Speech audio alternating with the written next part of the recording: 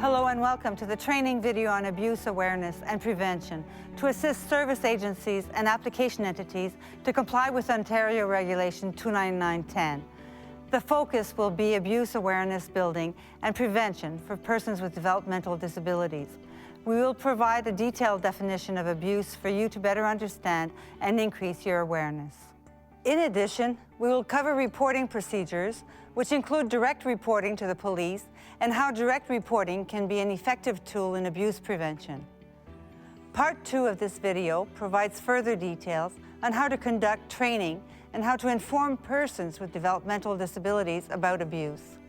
For staff training to be effective, persons with developmental disabilities must also be trained on abuse prevention. In Canada, particularly in Ontario, the very first piece of research regarding the abuse of people with developmental disabilities was published in 1988.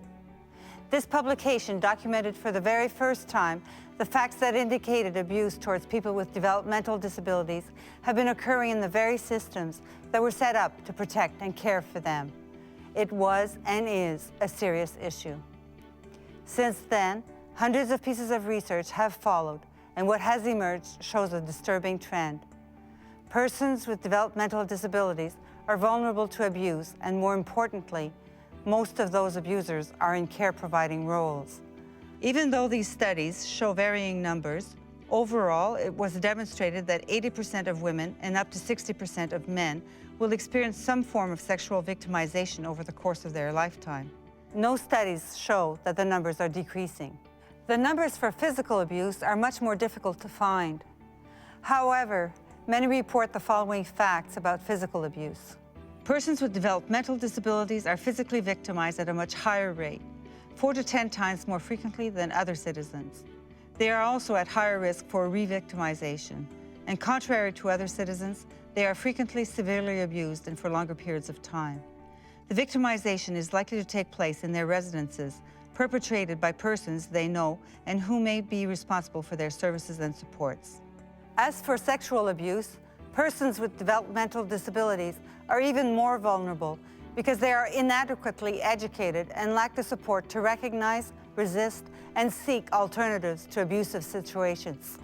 The Regulation on Quality Assurance Measures will come into effect on January 1st, 2011 for service agencies and July 1st, 2011 for application entity functions. The new regulation takes a zero-tolerance position on abuse. The change is significant. Whereas previous legislation protected people with disabilities, under new regulations, they will be given the tools to protect themselves. The other major change is equally groundbreaking. Abuse against persons with developmental disabilities, which has long been criminal, will now be reported to those with expertise in dealing with crime. It will be subject to police investigation. Instead of agencies conducting an internal investigation when abuse occurs, police will now be called, and where grounds exist to believe that a criminal offense has been committed, charges may be laid and the matter may proceed into the criminal justice system. We now have an opportunity to take away a consistent understanding of abuse, dealing with allegations, and with how we can work towards abuse prevention. In Ontario, up till now, every agency approached the issue in slightly different ways. All had the intention of creating safe places, but all had different practices. A uniform approach makes it much more difficult for an abuser to simply move from agency to agency looking for another opportunity to abuse. Informing persons with developmental disabilities of the new regulation, of what abuse is and of how to report, is the first step in prevention. Ensuring that staff listen and all take consistent action in response to abuse is the second step. The overall goal of abuse prevention is that people with developmental disabilities need to feel safe in their homes and in their places of work. For this to work in their best interests, it's important to assert the rights of people that live within organizations to expect safety. They also have a right to expect for their voices to be clearly heard. Certainly, most staff working in human services do so because they truly care about the people they serve. It is important that staff feel confident about dealing with abuse. What is abuse? Regulation 29910 defines abuse as any action or behavior that causes or is likely to cause physical injury or psychological harm, or both, to a person with a developmental disability, or results or is likely to result in significant loss or destruction of their property, and includes neglect. However, there are two kinds of abuse. That is to say, abuse that constitutes a criminal offense and actions that may still be abusive but not criminal. Abuse must be reported to the police, and the regulation clearly outlines how agencies are required to respond. Should the police determine a criminal offense has not occurred, or upon the conclusion of their investigation it is determined the Crown will not proceed with charges, the agencies should still take action. All agencies will need to have policies and procedures that clearly state a zero tolerance for abuse and how they will respond to both the individual who has been abused and the abuser. Generally, there needs to be consequences depending on what occurred. For minor infractions, more education or training. For example, training in respect, how to talk to persons, what are their rights, may be appropriate. For offenses of a criminal nature or repeat offenses, consequences may include termination of employment for the abuser. Regulation 29910 requires a zero tolerance for all forms of abuse. Abuse can take many forms, some more visible than others. Sexual abuse is the unwanted touching of a person's sexual body parts. The lack of consent is the defining feature. Here it is important to note that the hierarchy makes it impossible for there to be consent between a person with a developmental disability and their care provider. Sexual abuse is also about the denial of a person's right to engage in consenting sexual behavior. Physical abuse is an act of assault or a threat of an assault, such as hitting, slapping, and burning, that cause or could cause actual physical injury or fear of physical injury. Verbal abuse is the use of demeaning language and name-calling. Negative verbal depictions of developmental disability or attractiveness are also forms of verbal abuse. Whenever constant criticism, insulting, threatening, degrading, humiliating, intimidation, or terrorizing of a person occurs, this is deemed psychological abuse. Emotional abuse is the misuse of power in any way to cause a person to lose respect for themselves. Psychological and emotional abuse can also include the demeaning of one's faith or beliefs or the imposition of another's faith onto the person. Financial abuse constitutes the misuse, misappropriation, or restriction of someone's financial assets for personal gain. People with developmental disabilities in care have a right to expect that their basic needs will be met, and they will be provided with appropriate supervision for their age and their developmental needs. What is harassment? The use of any comments, conduct, or gestures that are insulting, intimidating, humiliating, malicious, degrading, offensive, or discriminatory directed toward an individual or a group of individuals. What is sexual harassment? The use of any comments or conduct of a sexual nature undertaken with the intent of causing offense or humiliation. Hello, I'm Detective Sergeant Leslie Raymond, the Abuse Issues Coordinator for Central Region, Ontario Provincial Police. Any form of abuse to anyone in our community is unacceptable. I'm here to talk to you today about our role as police in the prevention and reporting of abuse to persons with developmental disabilities. The regulation requires that you will immediately and directly report all abuse to police. We welcome all reports. It is imperative that you call immediately as soon as you suspect, witness, or hear a disclosure concerning abuse. It is our job to investigate and our job to determine if a criminal offense has taken place. Reporting immediately ensures that no evidence is lost or contaminated.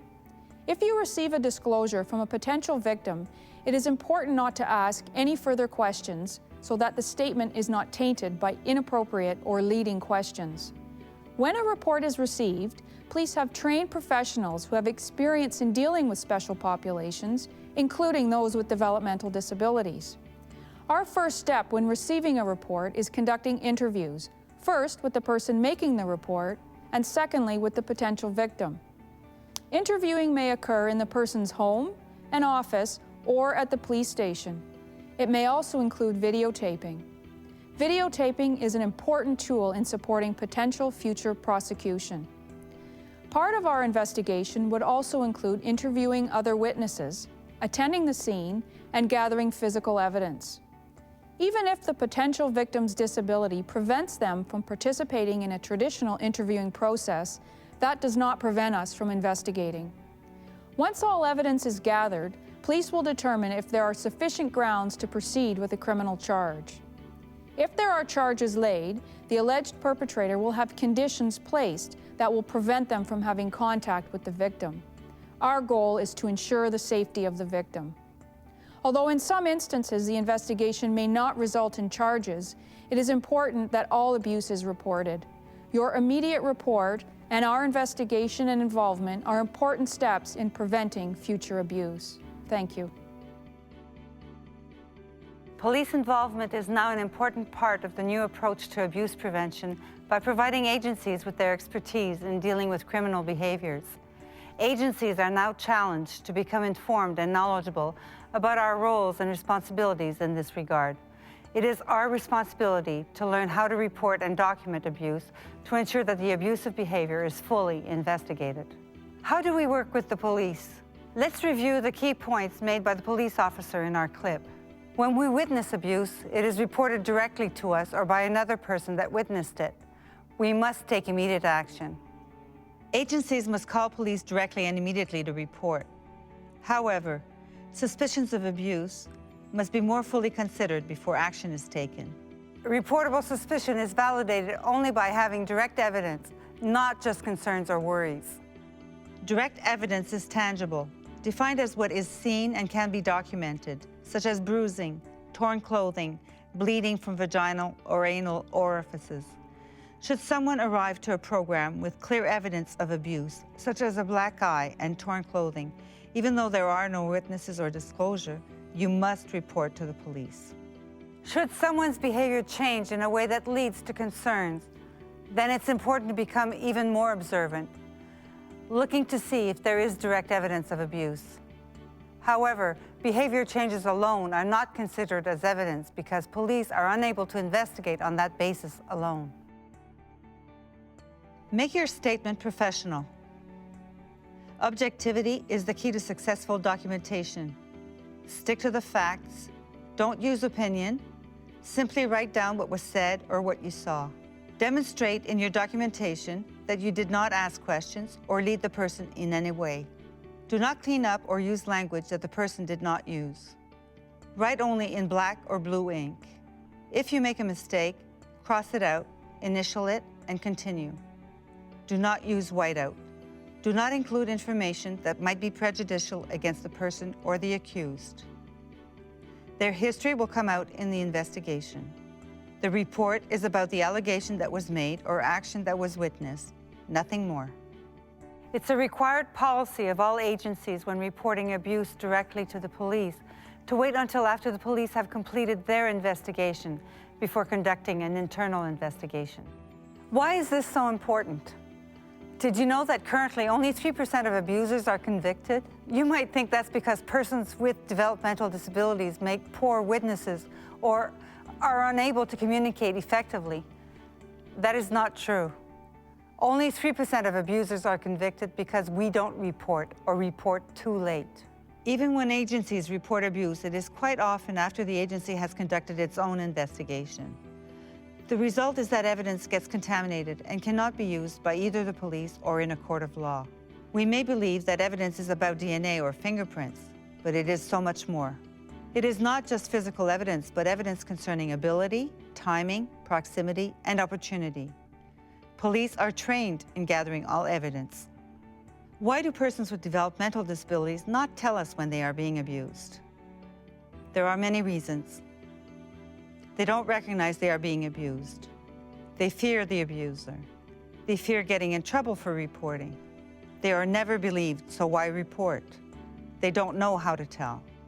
And because people with developmental disabilities have most probably been threatened by the abuser to not talk, we can never be sure if the request to keep the allegation of abuse secret is as a result of choice or as a logical end result of coercion. Is consent of the victim necessary before calling police? Every person in Canada has the right to report a crime. When we see someone breaking into a building or assaulting a person on the street, we do not stop to ask the owner or victim, is it okay if I call the police? By not asking the police when we witness abuse in our agencies, we are allowing the abuser to victimize everyone else. Should we take the rights of others to safety away because one person does not want to report? Many persons with developmental disabilities fear the repercussions of reporting. That fear is often greater than the fear of the continued abuse. Regulation 29910 requires all persons with developmental disabilities be informed of the policies regarding abuse when they begin receiving services and supports to immediately and directly report abuse to the police. And why do some staff not report abuse? 1. Staff may feel like they are doing something wrong by telling on someone else. 2. Fear of being ostracized by co-workers and regarded as an unreliable friend or peer. 3. Fear that the agency may punish them, do nothing about it, or worse, cover up the incident. 4. Fear of no credibility that abuse occurred or of not being believed they are telling the truth. 5. Fear of publicity and the impact by family or the media when abuse becomes known to others. We're naturally subjective given the close relationships we have with those we support, our co-workers and our agency. Therefore, we cannot conduct an effective investigation when we are so very closely involved with those being investigated. What are some of the emotions you may be feeling when a person tells you about their victimization? When someone tells you about their victimization, you may go through many different emotions. You may be in shock, angry, or feel panicked for many different reasons. You may feel angry or mad that someone has done this to them. You may even be mad that you have to deal with this, or panic that you may not deal with the allegation appropriately. You may begin to doubt yourself and your competency. You're human, so your body language and facial expressions may be hard to control when dealing with an allegation. You will show some emotion, whether it's a flushed face or tight body, and that's okay. However, persons with developmental disabilities have difficulties reading emotional states, so we must be clear and honest about what you are feeling. Do not let the person guess what you are feeling. They may assume the wrong emotion and as a result, stop talking. Remember, you have been entrusted by this person, and that's a testament to your character. We have reported to police before and nothing happened. Actually, something did happen. The abuser now knows you take abuse seriously. When crime is reported to police, the measure of success is not in the number of convictions that result, but rather that a report was made and that by simply making that report and investigating, they have reduced the likelihood of abuse occurring again. In calling the police, you have created an environment that is not friendly to abusers. If you witness abuse, first intervene to ensure the safety of the person with a developmental disability. Reassure the person, inform them that what happened was abuse, and inform them the police must be called. Ask them if they would like to make the call or should you. Do not discuss what happened or why it happened. Reassure them that you can talk after the police have arrived. When a person with a developmental disability reports they were abused, follow the same steps as outlined when witnessing abuse. If they are unclear in their allegation, for instance, they say, "Staff hurt me," ask an open-ended question such as, "When you say hurt, what do you mean?" Or, "Can you tell me more?" You may be tempted if the person does not provide you with sufficient information or does not tell you more to call others to ask if something happened. Do not do this. Give the person time. Reporting abuse is frightening. Calling others could alert the abuser to a potential report. Do not ask why, when, where, or who questions. Leave that to the police. When do I stop our discussion? As soon as the individual provides enough information that indicates the allegation of abuse may be criminal in nature, stop all discussion, support, and call police. If you are not sure if the interaction or the report constitutes a criminal allegation, you need to still report. Police will decide. If they determine it is not a criminal allegation, you should then follow your agency's policies on abuse. In a situation where the person with a developmental disability is incapable, then their substitute decision maker or another person acting on their behalf must be informed of the abuse. If you suspect that the abuse occurred at the hands of their substitute decision maker, ask the police how to proceed before informing others. The person with developmental disability may want to discuss the allegation with other support staff, family, or friends. Encourage them to not do this until police have arrived and taken their statement. Staff should also not discuss the allegations with anyone else until police have investigated. Discussing the allegations with others can result in contaminating the evidence. If there are clear physical indicators of abuse, you must report it to the police. If you suspect abuse because of a change in behavior, then you document. If abuse is occurring, a pattern will develop. If you suspect someone is being victimized but not speaking about it, do not ask direct questions about your suspicions. Ask general questions such as, how are things going? Let the individual know that you are available to talk and support them. If an individual comes to the program exhibiting bruises, should you call the group home or family home to find out what happened? No. This may alert the potential abuser. Report to the police. They will investigate and determine if it is abuse or something else. Confidentiality is key. It protects the victim and also respects the accused. If the allegation is true, you may alert the abuser. If the allegation is false and confidentiality has not been followed, the character of the falsely accused has been tainted. It's important that you know the difference between behavior and abuse. We do not call the police over behavior. Intent is the defining feature. Behavior is in the moment, and abuse is done with intent. Every case is individual. Ensure there is a clear allegation of abuse by asking objective questions. Once it's a clear allegation of abuse that indicates a criminal component, stop all questioning. Call police. Give the individual the option to call themselves with staff support. Support the individual, but do not discuss the situation further. Document. Inform others as per your agency policy. Follow agency policy for abuse reporting. Inform the family or substitute decision maker for individuals identified as not capable of making their own decisions. Complete a serious occurrence report. We all share a common goal to eliminate abuse. It's up to you to make that a reality. Be aware, report, take action.